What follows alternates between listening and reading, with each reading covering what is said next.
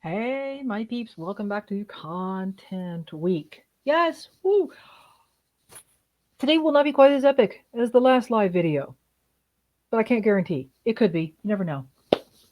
Today we are talking about planning, repurposing, and promotion from the start of content creation. And yes, Trello. We'll talk Trello too. If you feel like you can't keep up with marketing and content creation in your biz, first, you're not alone. All been there. No matter how successful we all are, we'll probably be there at some point in time again. It happens. This week is all about taking a step back so that we can make it easier, smarter, mightier without being harder. We're asking, why are we creating the content? What is it? What's the purpose of that particular blog post, email, Facebook post? What's it supposed to be doing for us? Where does it fit in those core topics of content that we talk about? And today we're thinking about how we need to use what we've already got instead of starting from scratch.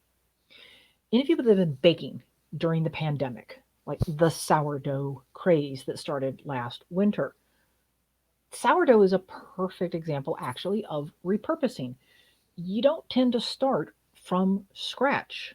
You start from literally a starter. You've got those yeasts and you keep the yeasts fed, and there's the little starter and you keep it in your refrigerator and you feed it every week and you start over again and you add like more yeast and sugar and you wake it up on the weekends and then you start your new fresh batch. In fact, if you're getting ready to start sourdough and you're getting into baking, chances are you had to go get some starter from somebody else. We did the whole sourdough baking thing like almost 10 years ago, more than 5, like 2013, 2014, and there may still be some sourdough starter that's sitting in our fridge. But to get started, we had to borrow and repurpose sourdough starter. If you're into the kombucha thing, and I've probably butchered saying that word because that's not the version of sourdough that sour that I do, but you get your starter, you get that bacteria, the yeasty stuff, the mother that's floating at the bottom of it, usually from somebody else or from another company. It's repurposed, it's recycled, it's reused. We don't start from scratch. Content doesn't always have to start from scratch either, because we're about working smarter and less and not harder or more stressful. And when we're the solopreneurs and we are wearing all the hats and we are juggling things like I am today between a client call and my nonprofit's board meeting and then another work and then a video, and oh, by the way, I still have to dig my car out from the ice capsule that's encasing it so that I can go to the grocery store. um, we want to think about how can we be smart about this. And it helps when we plan the ways that we're going to promote and share and recycle and repurpose our content as we are actually doing the work of creating it. Folks, there is simply no reason to do all of the research that you did, all the work on creating graphics, the writing, the editing, for example, of a blog post, and then just leaving it at that. It isn't, or it shouldn't be, one and done. And if your primary content focus is emails, are you reusing those? Are you repurposing those? I'm hella guilty right there of writing great things, and I've saved them. They're in Word documents. I have my emails. And they should be coming, the really good ones, the evergreen ones, should be blog posts. Because then I could also refer back to the people who aren't reading all of the emails and send them to the blog post. We also can't assume that everybody is seeing everything that we're doing or that every format and platform resonates with them. Not everybody's going to read every email that we send. The same people that are reading our emails may or may not be reading our blog posts. Maybe they read the first ones and they opted into our list, but maybe they now prefer emails, or maybe they'd actually prefer audio, or maybe they need some more visuals. And that's why we were having the discussion of like, do infographics work? Well, they can. And the question is, are they a format that works for you and for your audience? And maybe that we all know, or we should know, that the audience on Facebook is not exactly the same as it is on Instagram, even though they're owned by the same company. And it's sure not the same as the audience on TikTok or Snapchat or LinkedIn.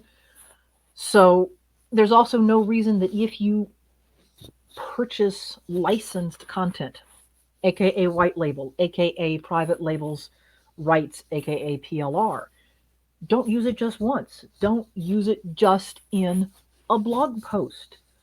Are you reformatting it? Are you using it as a lead magnet? Did you use it as a video? You've got it. It's not that much work to edit it if you think about it from the very beginning so that it can go do more things for you. Let it do that heavy lifting. Recycling, it isn't just good for the environment, it's good for your business and your brain. So, some of the ways that help us to know how to smartly, mightily repurpose content. Know your audience, know the platforms you're using. I've just talked about that there are different platforms that have different preferences and styles. And me going off on a soapbox moment and ranting about how not to cross post the exact same stuff from Instagram to Facebook to Twitter is a different video for a different day. But knowing your audience also means, like I said, do they want more images? Do they want more graphics? Do they need audio versus text? Do they need both? For example, as much as I'm a visual person and I need you to literally show me things, I have some processing issues, and so audio only is not good for me. Video only, give me the transcripts, give me the text, let me use both at the same time. What do you know about your audience in terms of how they consume and absorb the information that you're sharing? Here's an example. I had a chat this morning with a solopreneur client, and we're working on fixing. There were some things in her free gift, her email free gift, which was awesome. And it actually came up as a sort of a sidebar conversation about taking images, graphics, even like icons, and creating the next tip sheet that she does using PowerPoint or Keynote or Canva instead of just doing a text report in that sort of free report PDF style. Because face it, wouldn't you rather have more pics of cute doggos and less text if you were visiting a site that was devoted to taking care of your fur babies? Yes! I mean, if there was going to be a tips on like the 7 best leashes and harnesses for older dogs, that's something that's absolutely more graphic. At least it is in my brain. I want to see the pictures of the harness on the dog, because wouldn't you rather have the picture of the dog and also the picture around the harness? And you could easily use software like a Canva, like even, yes, PowerPoint, to create that in just a couple of quick pages. And it could have an accompanying blog post. So back to yesterday in the Mega Masterclass on content strategy and your content's purpose. When we know up front what formats we're using, then we can start thinking about how we take that one piece of content that started as a blog post and how it gets spun off and how you then promote that blog post. Because it's not enough to just put it out there and you wrote it, you have to share it. So how are you then going to spin it into social media posts over time? Not just today when you hit publish, but next week, next month, 3 months from now, because it's an evergreen blog post, right? How is that also going to then go into emails and even potentially to video or live social media video, or vice versa? Taking a social video like this one, like I'm doing it right now, and spinning it into emails, doing what I say that I haven't been doing enough of, turning it into a blog post. The fact that today's topic is actually even related to a set of checklists that I created. And if you got my email that was promoting today's live video, then I also sent you a link with a coupon code to those checklists. I created those checklists last winter because I also created a quick workshop on repurposing content where we focused on using video and things like PowerPoint. So I could have easily put the link for the course in there too. I didn't just create it and offer it live once. Even the courses can be repurposed. So yes, and yes, maybe I've got some social media live videos that I've done where I did them just in my group and they were training that the group asked for, and they were kind of epic because that's how I wind up rolling. And they absolutely may wind up as a bonus or as a video in a paid course. I may even do it because I'm like, oh, that worked really well. Here's the great questions that I got. Re-record the video into separate little miniature nuggets or edit it down. And now I have a free course or a paid course or a $7 course. So I gave an example of a blog post in my email today about how you could take the blog post apart and look for key phrases and headlines and subheadlines and make your social media posts and reuse the graphics, Canva, and the magic resize button. I mean, people, that's one of the reasons that I've paid for Canva for years is the magic resize button, so that when I create the graphic to go in the blog post, I can then hit the button and say, make this Facebook sized, make this Instagram sized. Not that I'm using Instagram. Make this Pinterest sized. Make this a video thumbnail because there's going to be a video to go with it. So let's walk through another example. And I'm going to show you really quickly inside of Trello. This is something that we're going to talk about during the Kick Your Biz in Gear 10-day Trello challenge. Excuse me. I've done a lot of talking this morning. So something that I think we have a lot of content around.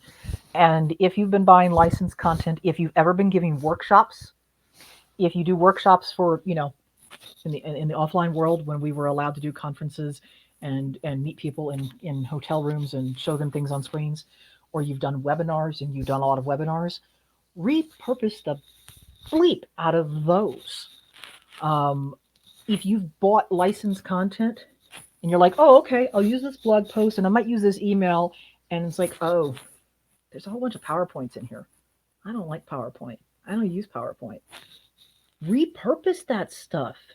PowerPoint's great. Somebody else already did the graphic design and put the content in. Excuse me. So just one example today on repurposing.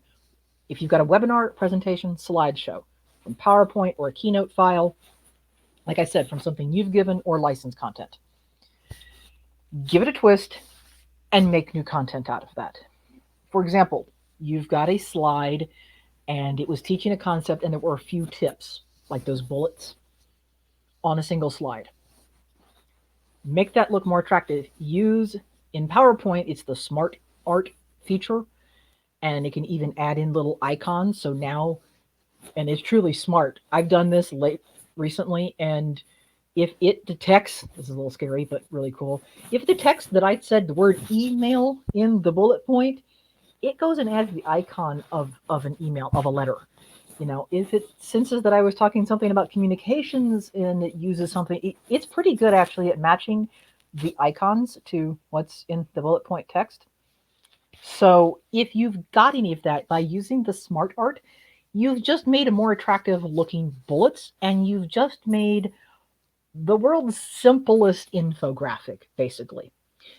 Save that slide, that single slide, as a JPG, as a JPEG, or an image file. You can easily do this within all of the major presentation software. You now have an image that can become a social media post. You now have an image that is perfect for being the featured image or a key image in a blog post. You have an image that you could be sharing on LinkedIn as well. So you could then say you've got 3 to 10 slides that are all teaching some really simple part of the concept from the webinar. Adding, don't go overboard, adding simple text animations, even if it's just it comes in from the right. It comes in from the right each time. It's a simple animation. It's movement on the screen. You can save and export those slides or that little miniature version of that presentation as an MP4, as a video file. The cheapest, most accessible video software that I'm betting most of you already own is your presentation software. You can create videos without a video camera or video software. I've had so many people asking me about this because they don't like appearing on camera. That's probably, I've already laid it out. I'm doing an entire course later this year about video for the camera shy, where you never have to appear on camera.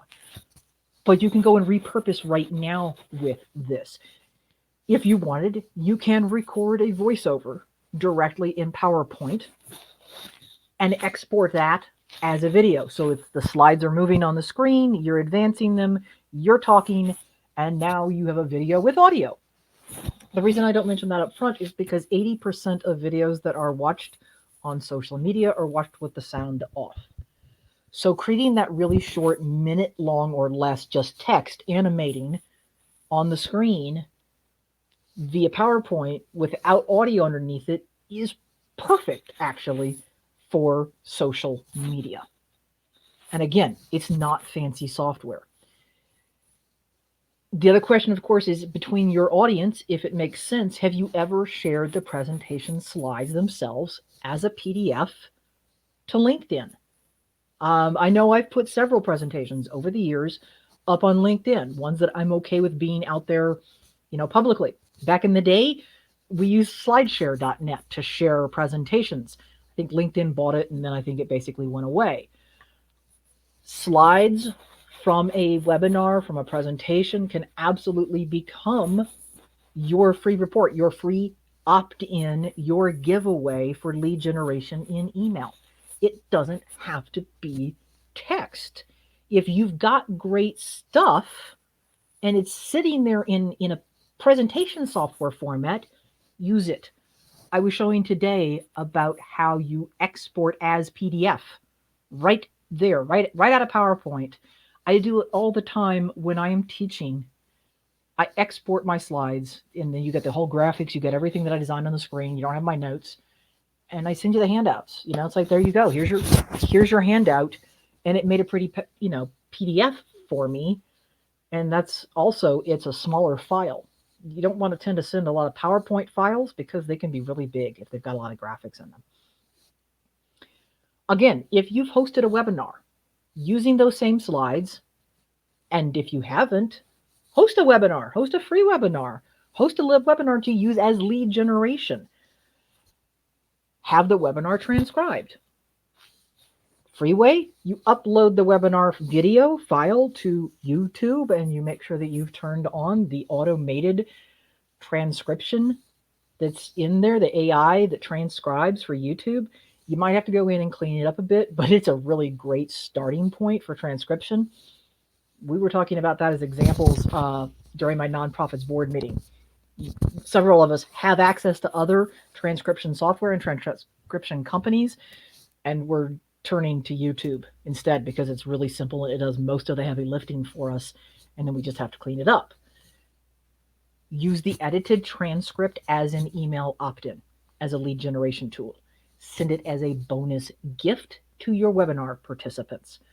I've actually done one where I had a class, I had a transcription, I put the transcription on the page for the course participants for that class. And actually, I did one step better because there were about a half a dozen people who were there, clients who were in that. I then highlighted where we had talked about their cases, where they got to have hot seats in that class. And then when I sent the email to them, I said, hey, be sure to check out the transcript. Look for the number like minute blank in the transcript. That's you. That's where we discussed your case study. Because in at least one case, one of the participants had to leave, but we did her case study anyway. Talk about a super duper customer relationship bonus is to be able to point out where in the transcript we're talking about her, or where she was talking and presenting her example. You can use transcripts for ebooks. You could use the transcript from your webinar or any other video that you've done and break it up into blog posts. Had another client call last week, and we were talking about emails and getting stuck and writing the emails. And I asked what was fun, what did she, and when we talked, and I think I gave this example, that for her, audio and interviews and podcasts and getting into live social video like this was fun and it was easy. So we said, so start with that. Do the video and then work from the transcript of the video. If doing video, even if you're doing video just by yourself and you're just talking to your Zoom screen and there's nobody there, if that is easier for you to speak it out, then start there. Same with using Google, and I believe Google and Google Docs has a voice to text recognition. If it is easier for you to speak out your thoughts and have that create the blog post, do it that way. We'll consider that a form of repurposing. Again, going back to our example, you've got a webinar. You gave the webinar. You have an audio file. Depending upon your software, for example, Zoom gives me the option every time I save a meeting to my computer, it saves two versions of the file. It saves the MP4, which is the video file, and it saves an MP3 audio only. I could turn that into a podcast episode. I could put it in something like SoundCloud and just have the audio file attached to the blog post that was based on the transcript of that webinar. One thing that's now been used multiple ways in multiple formats, and I didn't start from scratch. I already mentioned the smart art and the simple way to make infographics, which are great for then sharing on social media, putting them in a blog post, and or making sure that you're sending an email. You could build an email around the graphic and explaining what's so cool about that graphic and the tips that are in the graphic. So I'm going to share real quick inside of Trello, because I have a Trello board that I'm going to be sharing and giving out to the participants in the challenge that starts on Monday. This would be a really good time for me to share the banner for the I deleted the banner for Trello challenge. I'm an idiot. So while I go share over here, drop a comment if you're interested and you have not yet clicked the link from me and you're interested in the 10-day challenge. Also, if you drop your comment in that you want in, I will send you the coupon for the challenge that starts Monday. The kickoff call is Monday afternoon.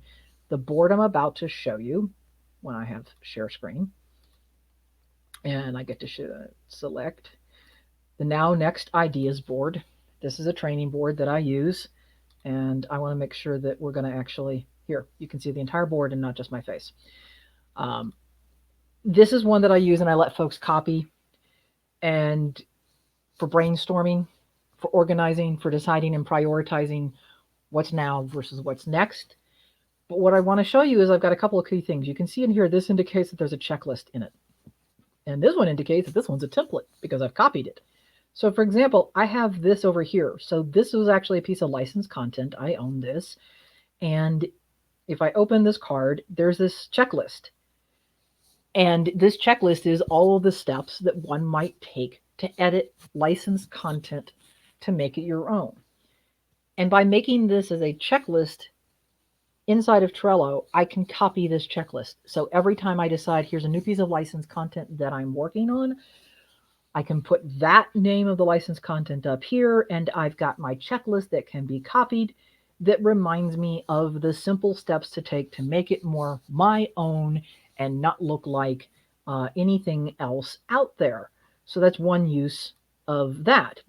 Over here, I keep saying I'm going to write this blog post about Trello Tips 101. It turned out it's not a blog post. It turned out into be it's a guide, and it's now one of my email opt-ins. If you're not on my list and you want it and you want to get the Trello Tips 101, put that in the comments and tell me you want Trello Tips 101, and I'll send it to you. I'll send you the link to get on there. So again, this one actually has two checklists in here that I can copy and repeat and use with additional pieces of content. One is a checklist that tells about all the different steps I could take to make sure that I am promoting the piece of content that I created, that I am sharing it. Share, cross-sharing, cross-promoting. And then down here is a general repurposing checklist. Choosing a new format. Who's the audience? Am I changing the title? Am I changing or adding bullets? Do I need to add a story to it? Do I need to add a different example to it? Does it have a call to action? What's coming up next? Where am I publishing the content? So me using Trello in this format is a way for me to start thinking about the pieces of content that I'm creating and how am I going to use them. I'm being smart about this, about repurposing and recycling from the very beginning. Joelle, you suck at using Trello. Nobody has to suck. I think the problem is we all think we're supposed to be using Trello the same way, and we don't have to. Awesome. You want the tips and you want to learn about the challenge. Excellent. I will send you that info.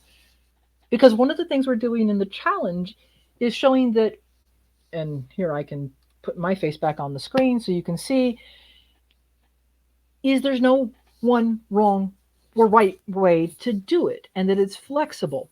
And if you're new to Trello, we're going to start with creating 2 boards that I think are key for us as solopreneurs, where Trello can really help us out. The Now Next board is one that you get to copy.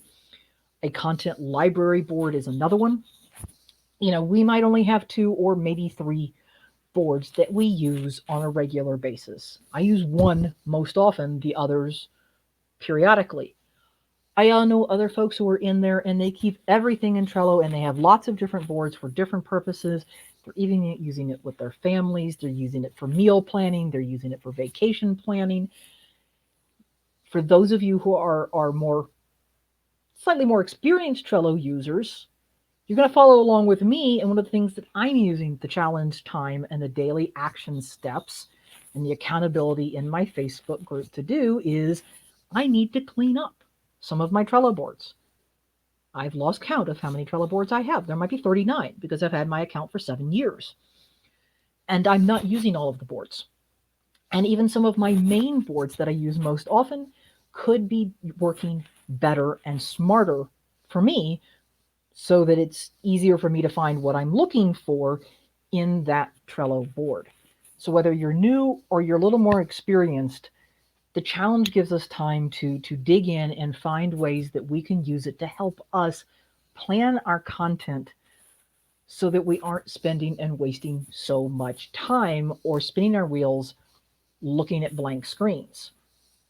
So that's a part of what I'm really excited about during the challenge, the Kick Your Biz in Gear with Trello challenge that starts Monday. There's going to be 10 emails that go out. The emails have a daily tip and an action step, one small step to do every day. There's going to be videos. I think I'm doing at least 5 videos throughout the course so that you can watch, that give a little inside tips on whatever part of Trello I'm talking about. There's 2 coaching calls per week. So we have a Monday and a Friday coaching call, including time on Fridays that's co-planning. We get in there, we do it together, we work whatever questions, whatever. If we need to do cleanup time, we're going to watch me clean up a board, we'll do that. You want to set up a board, we'll do that. So I'm excited about that. And here's also the last thing I'll say in terms of repurposing, that knowing how we're using all the pieces of our content and how we're going to repurpose it means that we probably always will have enough content, that we're not sitting there going, how do I keep on top of it? How do I create more? Oh my goodness, what do I do? How do I manage this? We build trust. We build that know, like, and trust factor, because we're also presenting content in the places and the formats that resonate with our audiences. And I'll tell you right now that a lot of my notes from today are from a piece of content that I have repurposed. There's content that I've acquired, that I've used in the past, that was possibly part of another Facebook Live, that was part of a webinar last spring. It might even eventually show up in another email. I've picked and put together this piece from other pieces of content so that I didn't stare at the blank screen when I decided I was going to do this video for you today. And now I'm going to go be smart about this and make sure that my edited notes turn into either a gift and a handout for you as a transcript, or a blog post, so that I can walk my talk in doing mightier content planning and promotion and repurposing. So stick with me tomorrow, 12:15 p.m. special guest with Eric Grant, and we'll be back again 3:30 p.m. Eastern time on Friday. I got to work on those notes too. Go have a good, mighty rest of your afternoon, everybody. Bye.